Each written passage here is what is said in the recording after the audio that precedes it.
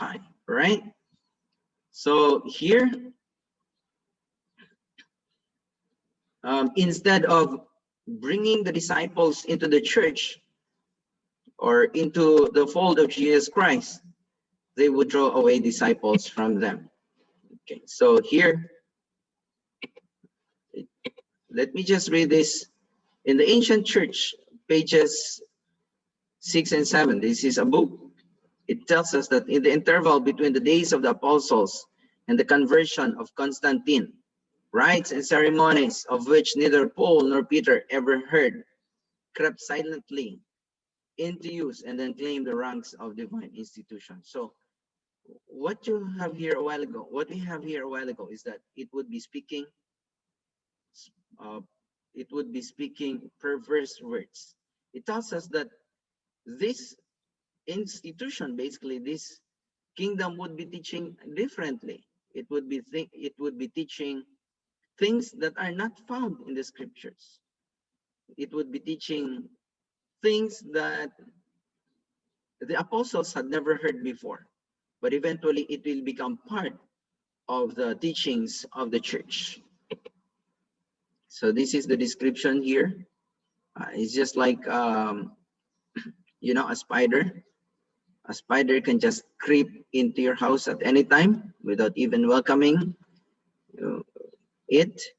And this is basically also said in Proverbs, that King Solomon said that even the spiders gets into the throne of the king. So the teachings of the teachings of the wolves in sheep's clothing had crept into the church, and it was followed by so many people. Okay, in Daniel 7:25 tells us that they shall think to change times and laws. So we have mentioned that this is actually the 10 commandments. Okay, talks about the 10 commandments right there. So in the Faith of Our Fathers, written by James Cardinal Gibbons, he actually challenged some believers, okay, about the changing of the Sabbath. He said, you may read the Bible from Genesis to Revelation, and you will not find a single line authorizing the sanctification of Sunday. The scriptures enforce the religious observance of Saturday. So even James Cardinal Gibbons, you know what a cardinal is? A cardinal is someone, basically, one of the heads of the church. Before he would become a pope, he is first a cardinal, okay? And then he is in line to the throne, or heir to the pope, okay? So he said, you cannot find any one line in the scriptures telling about the changing of the Sabbath from Sabbath to Sunday. Not one, okay? So this is what he said. The scriptures enforce the religious observance of Saturday. Next, in the Converse Catechism, written by Peter Geremian in 1977, in page 50, it tells us there's a question. This is actually a question and answer portion to prove or to show how that a believer now is converted into Catholicism. Okay, so one of the question is, which is the Sabbath day? So what did he say? What is the answer? The answer is Saturday is the Sabbath day. That's very clear in the Converse Catechism of Catholic Doctrine. Next, the next question is, why do we observe Sunday instead of Saturday? Take note here, what's the answer? Because the Catholic Church transferred what? What did it transfer? The solemnity from Saturday to what?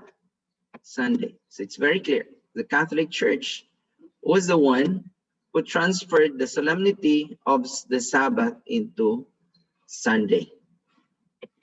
It's very clear. In the Catholic Encyclopedia, Volume 4, page 153, it says, the Church, after changing the day of rest from the Jewish Sabbath, or seventh day of the week, to the first, made the third commandment refer to Sunday as the day to be kept holy as the Lord's Day. Let me just go back again. It's who said it? It's actually the church. Who is the church? It's the Catholic Church. After changing the day of rest from the Jewish Sabbath, okay, this is the Sabbath of the Bible, or the seventh day of the week, which is the seventh day of the week. It's called what? Saturday. Okay, it's called Saturday, the seventh day of the week in our calendar today. It changes into, it changed the day of rest. The church changed the day of rest from Saturday to what? The first, which is the first. This is what you call Sunday. Okay, right. In our calendars today, if you notice, you have first Sunday, Monday, Tuesday, Wednesday, Thursday, Friday, and Saturday. So the first day of the week is no other else than Sunday, right? According to this Catholic Encyclopedia. The fourth day, the seventh day of the week is no other else than Saturday. Some calendars change the order of days. The first day of the week begins with Monday, Tuesday, Wednesday, Thursday, Friday, Saturday, and Sunday. That's how they actually write the printed, or they printed the calendar. Okay, they tried to do this in order for Sunday to become the seventh day. Okay, the seventh day of the week. However, if you look at the Catholic Encyclopedia, it's very consistent that the seventh day of the week is no other else than the Sabbath, and the first day of the week is no other else than Sunday. Okay, and then what else? The third commandment, okay, referred to Sunday as the day to be kept holy as the Lord's Day. So what happened here? The 10 commandments, if you have, the first commandment is right, the first commandment is you shall have no other gods. Okay, am I correct? You shall have no other gods. The second commandment is do not bow down to images or anything that's like it. The third commandment is do not take God's name in vain. Okay. Oops. Right? Do not take the name of God in vain.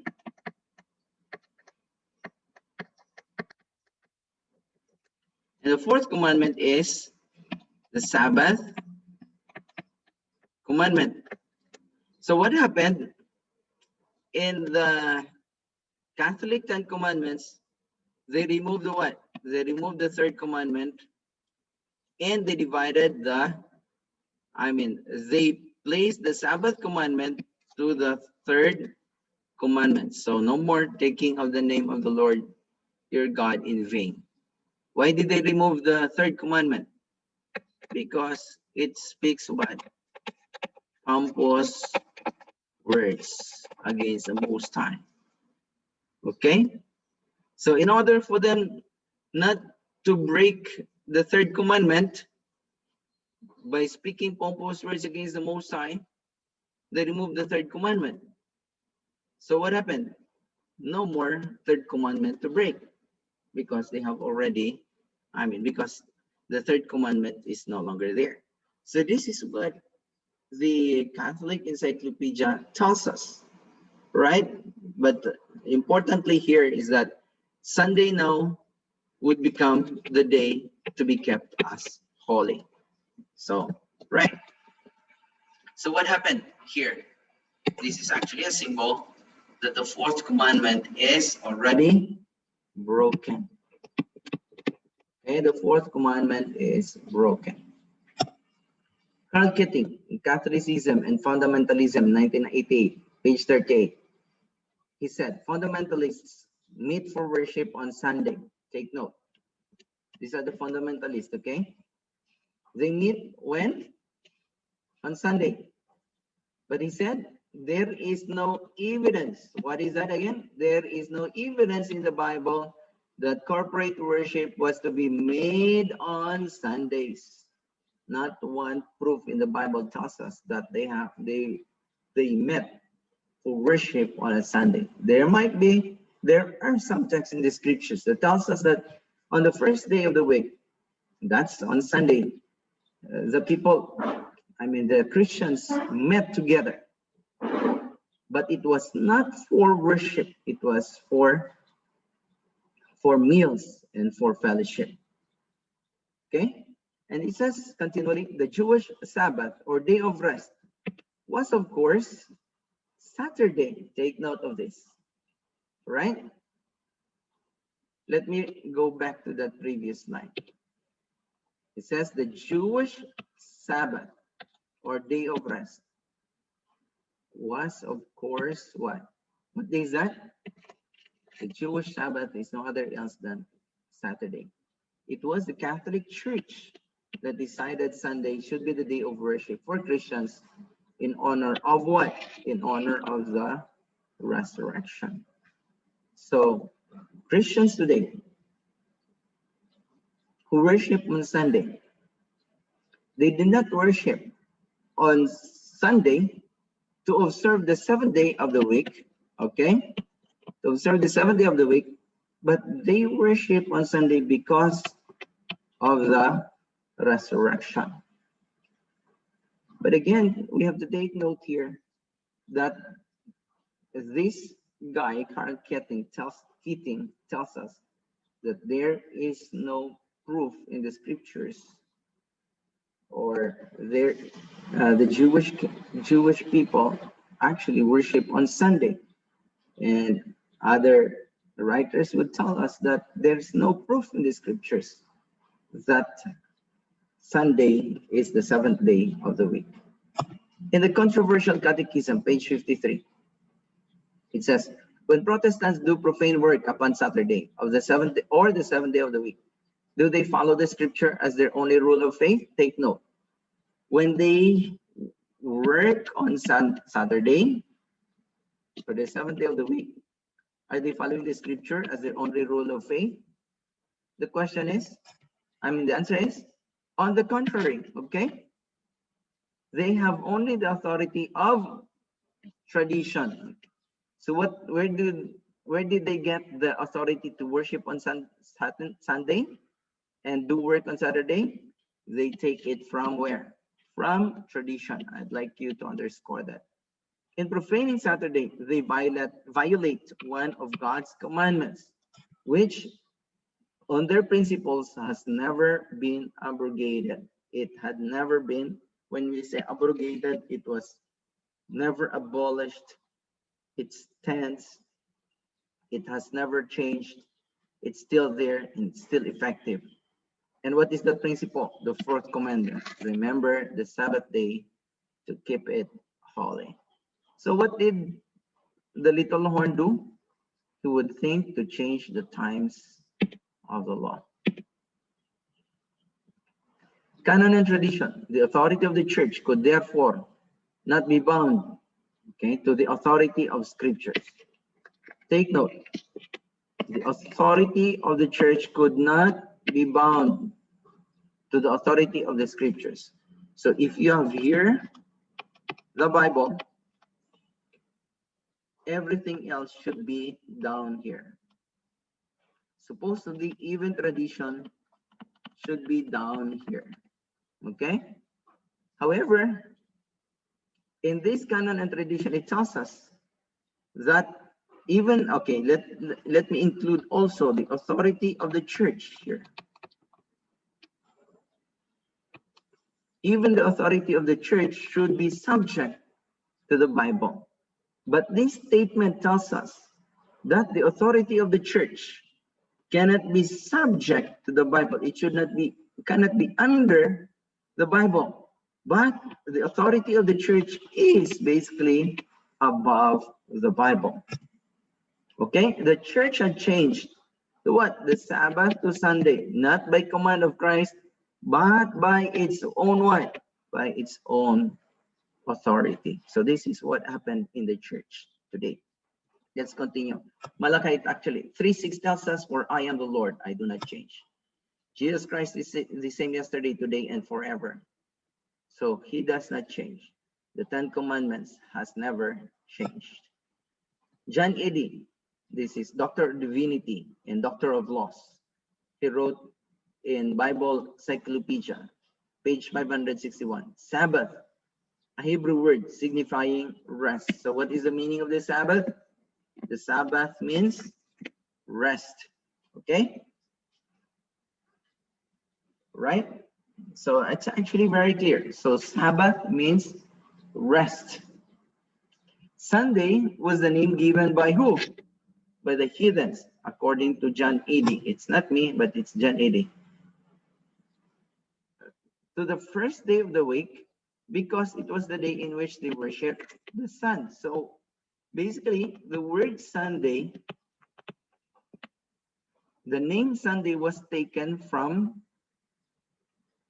the heathen, okay? And what did the heathen do during this period of time? They worship the sun. So in other words, if you worship the sun if you worship on Sunday, corporately, just like taking that in place over the Sabbath, it means to say that we are also worshiping the sun. That's what this Doctor of Laws tells us, right? And then another thing, he would persecute the saints. So this authority later on became very powerful. There was a gradual change. Rome basically continued to Rome started to persecute the Christians in the 1st century AD. We will go to that when we go to the book of Revelation. We look at some of the backgrounds right here about the Christians during the 1st century. So Rome gradually persecuted the Jews. Some Christian leaders wanted to distinguish themselves from the Jews. So what happened here? The Christian leaders, there were leaders in the church. There were Jews who were converted into Christianity. But what happened here was that when they worshiped in the synagogue, since they were Christians, there was no a problem inside the church. In the synagogue. Why? Because the synagogue leaders made a decree, or before they end their worship services, there is actually a benediction before they go. Just like some churches, they would say, "Peace be unto you, peace be unto you." Okay, that's actually a benediction. But in the synagogue, they have a different benediction.